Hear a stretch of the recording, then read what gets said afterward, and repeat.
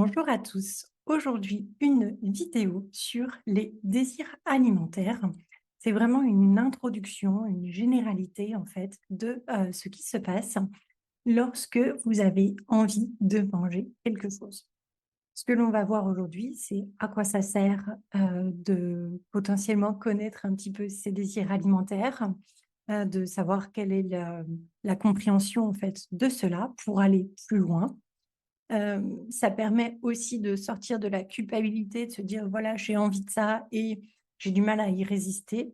Je pense que quand on va au-delà de, le fait de se dire qu'on sait que ça, c'est pas un aliment qui nous convient, mais que on se permet de se dire: «Oui, mais ça équivaut à telle chose», eh bien, ça veut dire qu'on peut trouver un subterfuge, c'est-à-dire autre chose qui peut nous faire du bien. Donc cette, vidéo et même tous les désirs alimentaires que j'aime pratiquer, eh bien, c'est en lien avec, une personne qui était vraiment, super importante, par rapport à tous ses enseignements.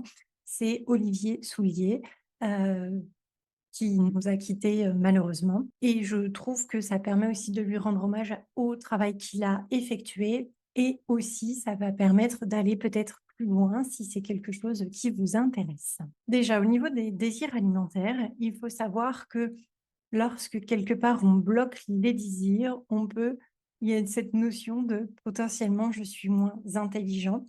Ça veut pas dire qu'il faut succomber en fait à tous ces désirs. Pour moi, c'est plutôt aller chercher, en fait, pourquoi c'est, important, d'avoir ce désir pour vous. Pourquoi est-ce que c'est vraiment cet aliment-là qui vous appelle par rapport à un autre? Et ça en vient à la deuxième partie qui est qu'un aliment donc désiré, il va parler à la fois d'une problématique et d'une recherche de solution. C'est vraiment, en fait, les 2 faces d'une même médaille, et donc suivant comment ça va être interpréter, suivant aussi comment votre corps va réagir à cet aliment, eh bien, vous aurez des réponses sur tout cela. Commençons au niveau des saveurs. Donc déjà, le sucré. Il faut savoir que les récepteurs sur la langue pour le sucré sont les mêmes en fait que pour l'alcool, comme aussi certains acides aminés ainsi que le plomb. Donc le sucré, ça va parler de tout ce qui est, douceur, dépendance, mais aussi de la valeur du moi. On y reviendra. Il y a aussi un lien, en fait, qui se fait avec la mer, la rate, l'estomac, l'élément terre et donc en fait, il y a une notion d'équilibration, d'intersaison, mais aussi de rumination si on en a besoin de beaucoup. Je m'explique. C'est-à-dire que lorsqu'on a envie d'aliments qui soient sucrés, eh bien, on va faire référence soit, par exemple, à l'origine véritablement de notre incarnation et donc au niveau de l'embryologie, finalement, il faut savoir que le, milieu de l'utérus, vraiment voilà, toute cette zone-ci, mis à part les trompes, en fait, de la femme, eh bien, c'est un milieu qui est plutôt sucré. Qui plus est, au moment de l'implantation de l'œuf, de la nidation, eh bien, nous avons un mélange de sucre et un mélange de cannabinoïdes, comme quelque part pour nous faire, oublier tout ce qu'on va potentiellement vivre sur terre et nous laisser finalement dans cette illusion. Ce qui veut dire que lorsque l'on a besoin de sucre, on va venir peut-être rechercher cette illusion potentielle, mais aussi que, si je sais pas, la journée s'est mal passée par exemple, que, du coup on s'est senti attaqué et bien d'aller chercher finalement le sucre, ça va permettre de remettre un petit peu de valeur, de faux amour, sur notre propre situation parce que c'est potentiellement ce dont on a besoin à l'instant. Lorsque l'on va par contre dans le côté, on va dire, un peu plus sombre du sucré, c'est potentiellement parce qu'on a envie de se mentir à nous-mêmes. Ce n'est pas pour rien d'ailleurs que, toutes les personnes, qui aiment bien les enfants, on va dire ça comme ça, eh bien, vont, donner des bonbons et cetera, vont attirer par du sucre qui est, totalement faux. Et donc c'est aussi cette part d'illusion qui est interprétée par le sucre. C'est-à-dire que les personnes qui ont tendance à avoir besoin de manger terriblement sucré, est-ce qu'il y a des choses qu'elles se cachent, qu'elles ne veulent pas voir? Et ce qui jouera après sur, bien évidemment la glycémie, la vitalité en général, mais aussi sur, eh bien, ce que l'on sait de soi et potentiellement sur les relations qu'on peut avoir avec les autres, de ne peut-être pas aller toujours vers le fond de cette relation, vers tout ce que cela, en fait, implique derrière. Pour le salé, eh bien, le salé, c'est vraiment la connaissance, c'est le secret, c'est aussi le symbole du père et du fils du père. C'est le symbole donc du rein, de la vessie, de l'eau, de l'hiver, avec la concentration vraiment au maximum. Ça aide la prise de décision et c'est aussi, heu, le symbole finalement autant de la peur que du courage. Ce qui veut dire que lorsque l'on a vraiment un besoin de chercher le sel tout le temps et partout, c'est que nous sommes en recherche de cette connaissance. Nous ne souhaitons pas du tout le secret. Il y a quelque chose que l'on sent qui nous est caché et que l'on ne supporte plus désormais. Et par contre, lorsque le sel est en excès, eh bien, donc il faut quand même de bonnes quantités, ça va venir rigidifier, ça va venir embêter finalement les reins et donc du coup jouer sur le côté, oui, calcul et rigidification et donc nos idées vont être très arrêtées. Il n'y aura plus de dialogue possible dans le sens où, si ça vous arrive, vous pouvez avoir l'impression que vous détenez le savoir, et que, tout ce que les autres peuvent dire de différent de vous, eh bien, ce n'est pas valable. Donc là, du coup, c'est en excès et les personnes généralement qui adorent le salé ont plus de mal avec le sucré, qui peut être sur l'illusion.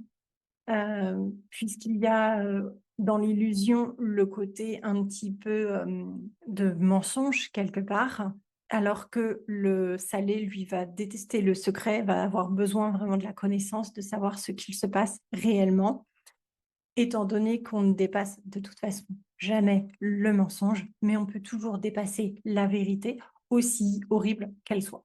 Pour l'acide, eh bien, c'est vraiment la protection de notre intégrité.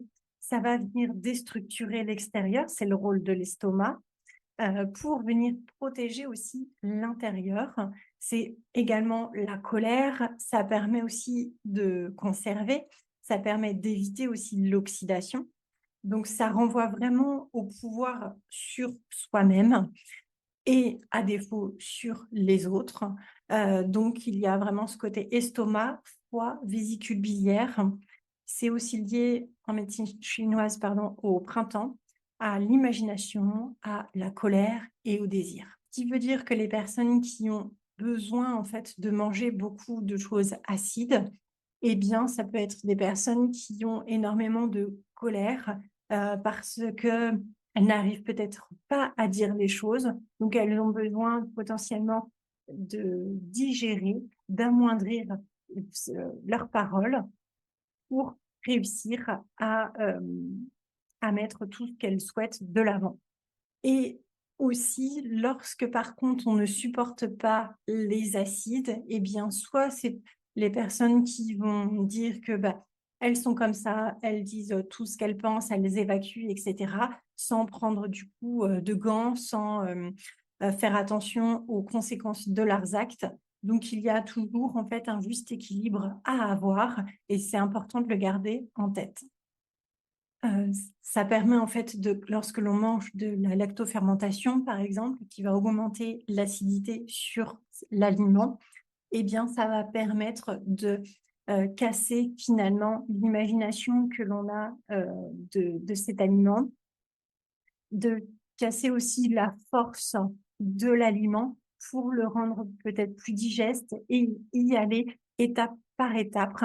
Voilà pourquoi la lactofermentation, elle aide beaucoup au niveau de la digestion des aliments, puisque mis à part en fait avec la cuisson, ça permet voilà de prédigérer finalement, donc casser autant, la colère qui est, liée avec un aliment potentiellement. Pour ce qui est de la mer en fait, c'est, associé au cœur, à l'intestin grêle, c'est aussi associé à l'amour, aux émotions, à la mort, au poison. C'est vraiment un côté initiation. C'est aussi donc la peur de vivre, heu, c'est aussi la peur de vivre des expériences et il y a une chose qu'il ne faut pas oublier, c'est que tous les poisons sont forcément amers. Donc c'est quelque chose qui souvent vient avec le temps, que l'on a besoin finalement d'amertume pour mieux gérer aussi ses propres amertumes, pour mieux les digérer et vivre avec. Donc si le besoin d'amer est vraiment présent, eh bien, c'est, que potentiellement, psychiquement, il y a peut-être une sorte, pas forcément d'état dépressif, mais quelque chose un petit peu comme ça qui est latent, qui est à travailler, et à voir en fait comment ça se fait pour vous. Là où lorsque l'on ne supporte pas la mer, eh bien, ça peut être que on ne supporte pas de voir non plus les difficultés, de la vie, de voir eh bien, potentiellement la dépression des autres personnes autour de soi et c'est aussi pour ça que la mer n'est pas du tout appréciée des enfants. C'est parce que c'est quelque chose qui va venir déranger le psychisme de l'enfant qui ne peut pas comprendre, puisque lui, il est dans la beauté de la vie et c'est quelque chose qu'il ne faut pas non plus oublier. Donc ne pas, forcer, les enfants avec l'amertume. Moi, je trouve que c'est même plutôt dérangeant quelque part. Un enfant qui aime la mer, ça veut dire, que, il a peut-être déjà un petit peu trop vu de choses qui soient difficiles pour lui. Passons maintenant au piquant. Le piquant, ça favorise la relation, c'est vraiment le côté antidépresseur et ça permet de manifester le moi, puisque vu que ça pique, ça pousse au mouvement, ça pousse à l'action. Ça va toucher donc le poumon, le gros intestin, la tristesse, mais aussi le chagrin, la relation aux autres, l'élimination du passé et le plus connu en fait pour ça, c'est vraiment le tabac qui est en plus un gros symbole du père. Donc en quoi le piquant, ça peut être intéressant pour vous si vous sentez que voilà, on est en plein hiver, c'est difficile de bouger ou que vous êtes fatigué, que, il y a beaucoup de choses qui vous font peur ou autrement aussi si, il y a des mucus, qui est pris, au niveau de la gorge, du poumon et cetera, et bien de mettre un peu de piquant, ça va vous raviver le feu intérieur quelque part pour vous pousser à l'action et raviver aussi votre joie en fait, donc ça peut être très intéressant. Mais aussi à l'inverse, lorsqu'il y a trop de piquant, il peut y avoir des soucis au niveau digestif, avec les hémorroïdes, la diarrhée et cetera, tous les trucs sympas. Eh bien, en sachant que la fin justement du système digestif, on est sur tout ce que l'on peut, ce que l'on souhaite finalement garder ou non inconsciemment de notre famille. Donc, est-ce que, eh bien, il y a des choses qui nous irritent au plus haut point, qui viennent finalement, calmer notre feu intérieur ou au contraire aussi qui le poussent, hem, à évacuer? C'est-à-dire comme si les autres personnes autour pouvaient nous vampiriser notre propre feu. Eh bien ça, c'est quelque chose, c'est des questions que l'on peut se poser lorsqu'on a des soucis avec le piquant. Au niveau de l'astringent, eh bien, ce serait vraiment un super, acide. Donc, là, on est plutôt sur le côté donc le retrait, la méfiance. Ça permet aussi de se protéger, mais aussi de se défendre, puisque l'astringent vient remettre finalement sa force au minimum. Ça permet en fait d'aider autant à cicatriser que d'aider les hémorragies.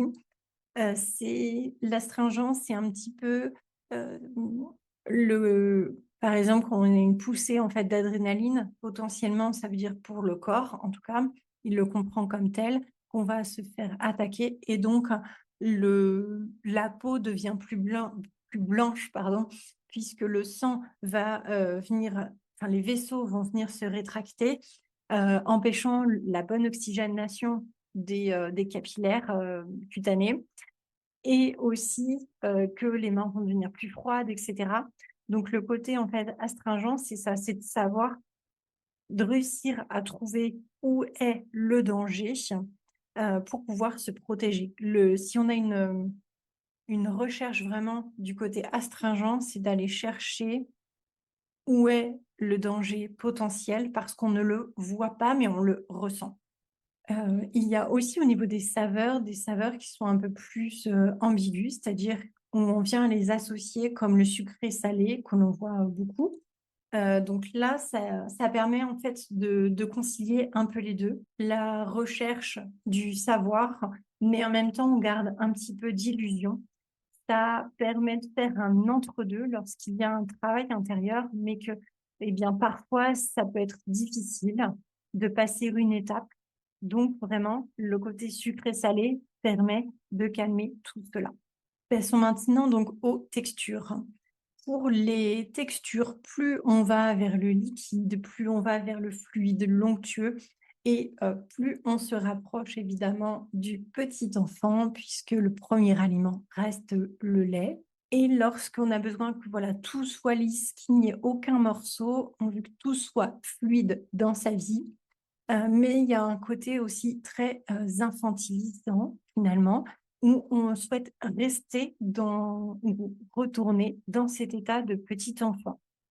Ce qui veut dire que les personnes, surtout adultes, qui adorent tout ce qui est purée, que la soupe elle soit vraiment lisse, que voilà, qui ne veulent pas du tout de morceaux, eh bien, il y a une volonté de ne pas vouloir combattre, ne pas vouloir le moindre accroc et une volonté de rester finalement ou de retourner à cet enfant qui, euh, qui se laisse vivre et qui est totalement dépendant aussi des autres. Plus on accepte en fait les morceaux, plus c'est notre capacité aussi à accueillir donc les problèmes.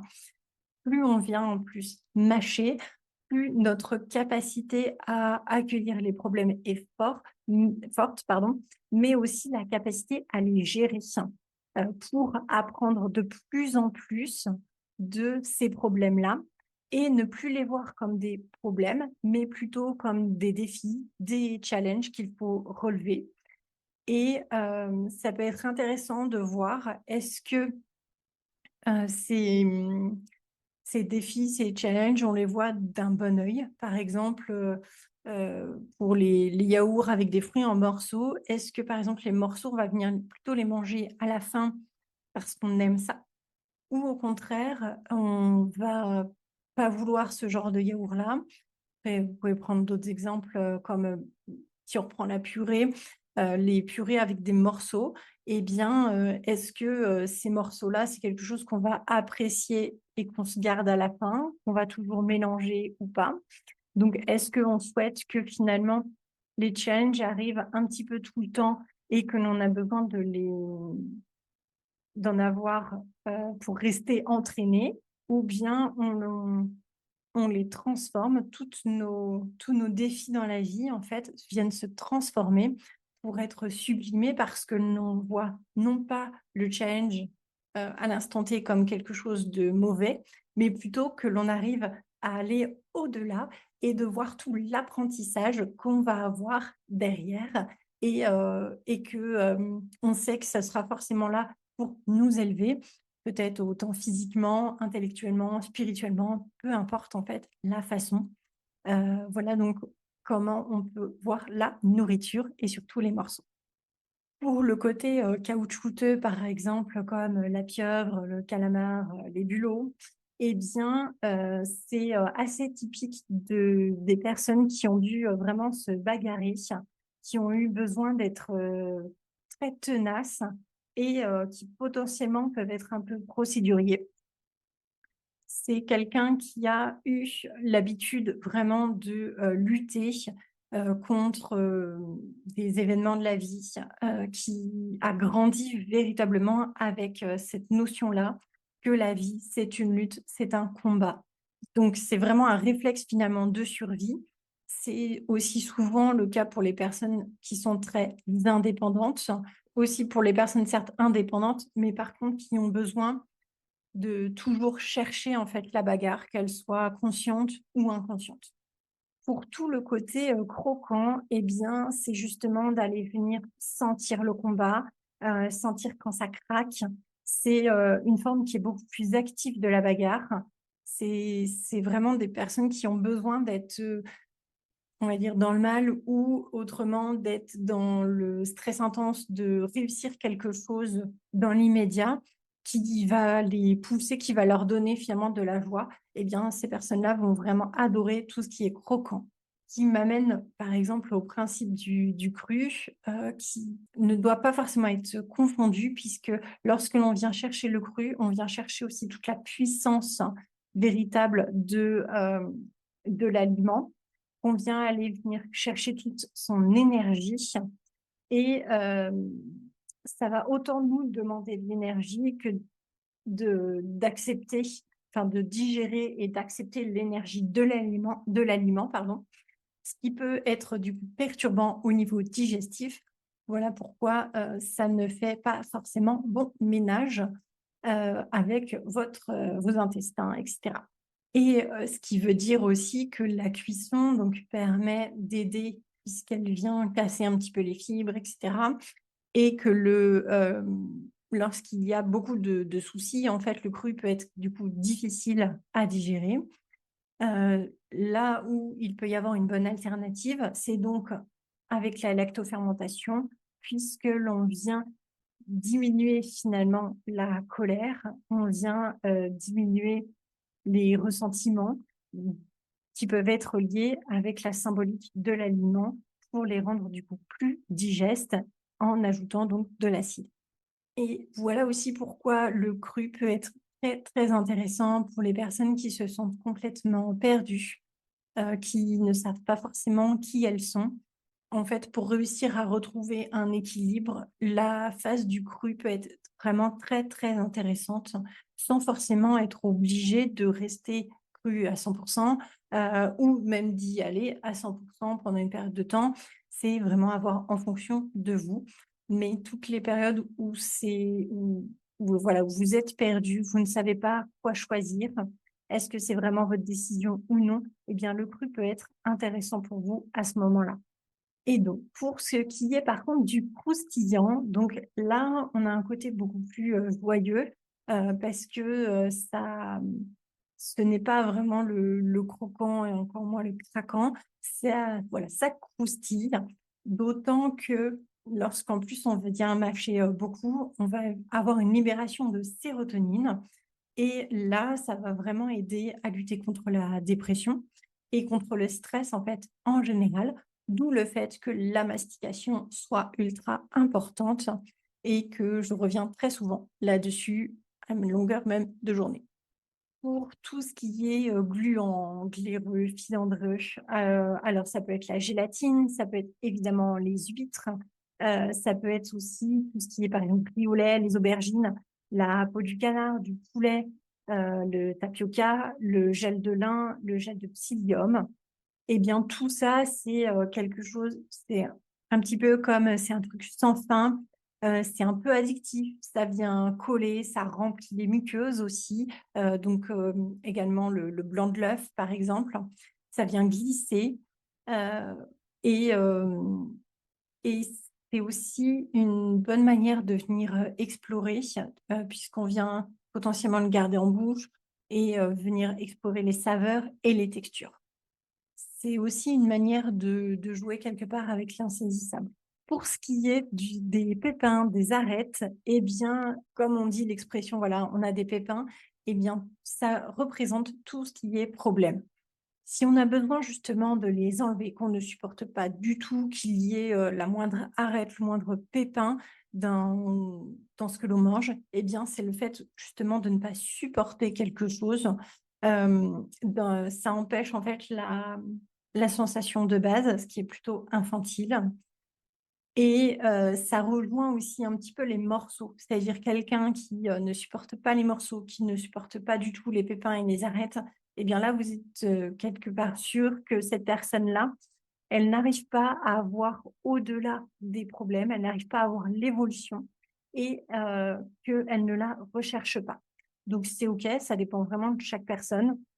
C'est vrai que moi, c'est quelque chose que j'ai du mal à comprendre, mais parce que, mon souci d'évolution, mon envie d'évoluer, il est très fort, donc mmh, c'est totalement à l'inverse de moi, pour le coup. Au niveau des textures, il y a aussi tout ce qui est, soufflé. Donc là, on est vraiment sur l'imagination, sur l'imaginaire et le soufflé, bien, ça peut retomber, ou autrement, on peut aller venir, changer en fait la réalité. Donc là, on va être sur tout ce qui va être meringue et bon, évidemment le soufflé au fromage, ce genre de choses. C'est-à-dire que on va venir changer la réalité, notamment avec la meringue, je trouve que c'est un bon exemple, puisque on va lui donner la forme que l'on souhaite pour que ça rentre en fait, dans notre imagination. Et pour le gratiner maintenant, eh bien, le gratin, ça permet de cacher, c'est un petit peu comme les membranes. Donc si on a du mal à voir la vérité, eh bien, on va venir la cacher, on va la gratiner. D'ailleurs, quel enfant, n'a pas envie d'avoir une tonne de fromage, une tonne de gratin au-dessus, par exemple, de ses légumes pour pouvoir, les manger parce que ça passe toujours mieux lorsque c'est gratiné, lorsque tout est caché. Au niveau donc, des membranes, donc que ça soit les crêpes, que ça soit le kombucha, que ça soit la peau, bref, tout ce qui va venir, cacher, que ça soit la béchamel, ce genre de choses. Là, on va encore parler d'illusion qui vient cacher, comme pour le gratin, et donc il faut voir si c'est un besoin qui est totalement, récurrent. Est-ce que, il y a eu, par exemple, des violences, qu'elles soient psychiques ou physiques ou, émotionnelles ou voilà, une rentrée dans le territoire. En tout cas, il y a des choses que l'on ne veut pas trop, voir, pas trop, montrer non plus.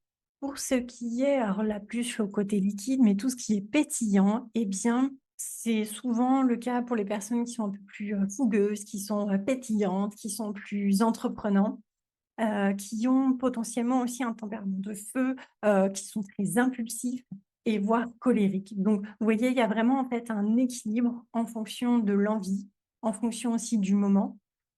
Donc, quand vous avez une, envie particulière, allez chercher, allez creuser un petit peu pourquoi.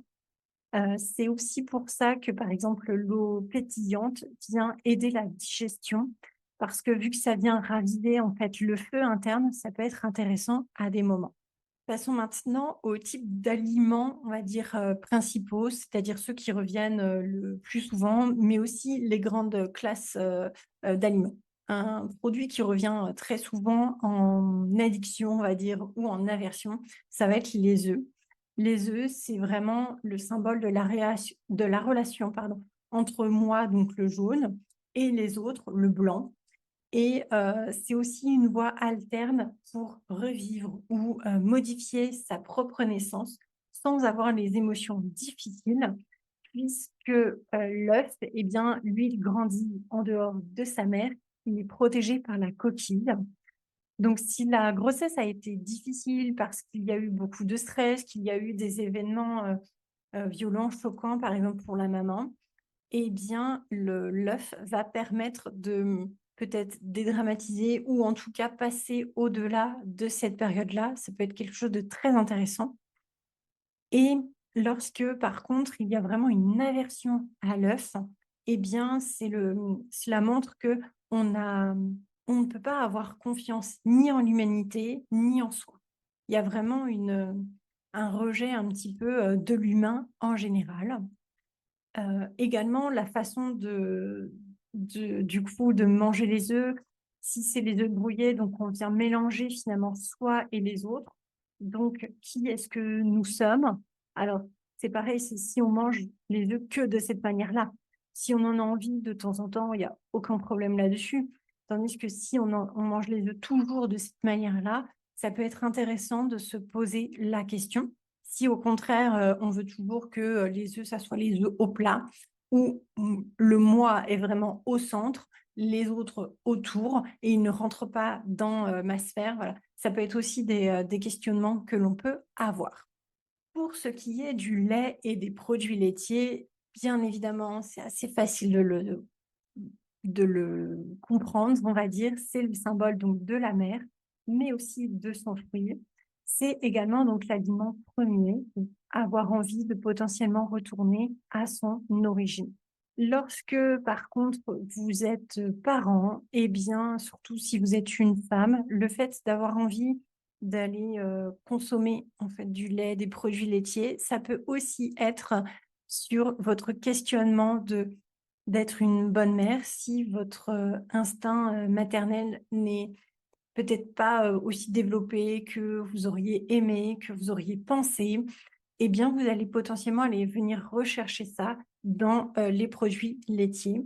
Plus aussi vous souhaitez les consommer de façon froide, voire même glacée avec la crème glacée, eh bien, potentiellement, vous allez justement aller chercher ce côté mère sans avoir ces émotions puisqu'ils seront complètement, glacés. Là où par contre, si vous avez, envie et vous allez rechercher le câlin, votre mère quand vous étiez enfant, vous allez plutôt avoir envie de consommer du lait qui soit chaud, tout simplement. Pour ce qui est des céréales, eh bien là, c'est le symbole du père, mais aussi de la société et du groupe. Voilà pourquoi lorsque vous avez des difficultés à digérer n'importe quelle céréale, ça peut être des difficultés à vous intégrer au groupe parce que vous sentez que le groupe ne veut pas forcément le bien pour vous, en tout cas, c'est ce que vous ressentez ou également qu'il y a certaines règles qui ne vous conviennent pas, eh bien, lorsque vous manquez de votre, unicité aussi, lorsque vous ne savez plus trop qui vous êtes, eh bien, une période vraiment sans céréales, ça peut être intéressant. Si vous ne savez plus du tout qui vous êtes, vous pouvez faire sans produits laitiers, sans céréales et en mangeant le plus cru possible. Là, vous aurez vraiment votre propre essence à vous, ce qui est très intéressant. Pour ce qui est des viandes, eh bien, la viande, c'est vraiment le monde extérieur, mais aussi le mouvement. Et le mouvement le plus pur, le plus puissant, ce sera surtout la viande rouge. Pour les poissons, eh bien là, on est plutôt aux découvertes de l'inconscient, mais c'est l'inconscient individuel, donc soi, qui est lié au collectif, hein, qui sera les mondes intérieurs, vraiment l'adaptation du moi. Là où le fruit de mer va être plutôt sur la constitution du moi, sur l'origine de la vie. Donc, suivant le poisson ou les fruits de mer que vous allez consommer, c'est qu'est-ce que vous allez rechercher? Est-ce que vous avez besoin de venir travailler vos origines, de venir travailler vos origines familiales ou bien vos origines à vous-même. Et par contre, pour les crustacés, là, ça permet vraiment d'être dans un tank, une protection en fait, afin de tout le temps vous protéger de tout le temps. Alors que lorsque vous avez par exemple une aversion, voire même une allergie à un crustacé, ça peut être intéressant de vous demander, est-ce que c'est parce que vous avez trop utilisé cette protection, vous avez trop utilisé ce joker qui vous est désormais néfaste, ou alors est-ce que là où vous auriez eu besoin d'être protégé, vous pensiez pouvoir l'être et finalement vous avez été quelque part abandonné face à une situation et ce qui fait qu'aujourd'hui, vous ne supportez plus la protection parce que tout simplement, vous ne croyez qu'en la protection de vous-même par rapport à vous-même et donc vous allez là encore rechercher l'indépendance. Et non, du coup, l'interdépendance, c'est-à-dire une collaboration avec d'autres personnes. Au niveau des fruits, donc là, on est beaucoup plus sur un désir de pouvoir et potentiellement de pouvoir aussi se mentir à soi-même grâce au sucre. Aussi pour le côté végétal du fruit de mer, ça peut être les fruits secs, étant donné que si vous aimez énormément donc tout ce qui est noix, amandes, noisettes, etc., eh bien, ça veut dire que Vous avez l'impression qu'il y a une partie de vous, en fait, qui a toujours besoin d'être protégée face au monde extérieur. Là où les fruits secs, sucrés, donc tout ce qui est, par exemple, les raisins secs, la figue séchée et cetera, ça veut dire que vous prenez vraiment l'énergie et le symbolisme de l'aliment, mais que vous venez enlever toute l'émotion et que vous sublimez son côté, sucré, que vous le mettez en avant, donc vous allez beaucoup plus vers l'illusion de ce qu'ils représentent. Pour les légumes, eh bien, eux, ils permettent vraiment de venir digérer toutes les amertumes. Donc c'est, quelque chose, d'intéressant à voir. Quels sont les légumes que vous aimez? Quels sont ceux que vous ne supportez pas? Pour les légumineuses, eh bien, ils permettent de tempérer tous les conflits qui sont larvés, c'est-à-dire, tous les conflits qui sont présents pour rester en fait sur une notion de survie. Si, vous êtes en survie, si tout est difficile pour vous, mais qu'en plus on vient rajouter des conflits, des problèmes, eh bien survivre va être potentiellement encore plus compliqué. Donc vous préférez un petit peu les taire, les enfouir et ça, les légumineuses vont vous aider là-dessus. Là où les corps gras, eh bien justement, on est beaucoup plus sur un symbole de protection parce que voilà, on vient, hem rassurer. Il faut savoir aussi que les corps gras, ils sont présents dans chacune de nos membranes cellulaires, donc ils forment vraiment cette protection autour de nous. Tandis qu'au niveau des épices et des aromates, eh bien, on est bien plus sur des révélateurs, mais aussi sur de la diplomatie. Donc, c'est intéressant de savoir de quoi vous aimez assaisonner, enfin, avec quoi plutôt vous aimez assaisonner vos plats, pour savoir est-ce que c'est vous augmentez votre feu intérieur ou est-ce que c'est plutôt vous permettez d'arrondir un petit peu vos angles à vous pour que tout se passe bien. Et maintenant, le chocolat qui est, l'aliment le plus, demandé au niveau de la symbolique. Donc le chocolat, c'est être amoureux ou être chocolat. C'est-à-dire que s'il y a un manque, d'amour, est-ce que vous avez envie de garder votre désir pour la personne, avec laquelle vous aurez envie de le partager?